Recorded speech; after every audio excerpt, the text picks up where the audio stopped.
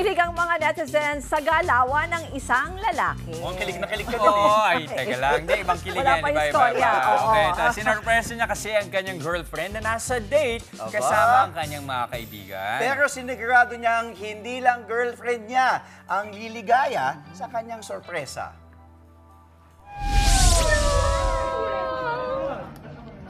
Oh my God! You're so sweet naman!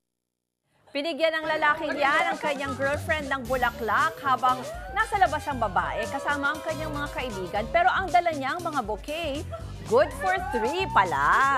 Nabiyayaan din ng flowers ang tropa ng kanyang girlfriend. Kaya naman nasigaw ng netizens, sana all. Bigla naman daw tumaas ang standards ng ibang mga babae sa comment section. Patunay raw kasi ito na pinahahalagahan ng lalaki ang lahat ng taong importante sa buhay ng kanyang girlfriend. Patay tayo dito, Kuya Jess. Mga kapatid, Jess De Los Santos po, huwag magpahuli sa mga umaaksyong balita at napapanahong issue sa bansa. Para sa mas malawak na balitaan, mag-subscribe at mag-follow sa social media pages ng News 5.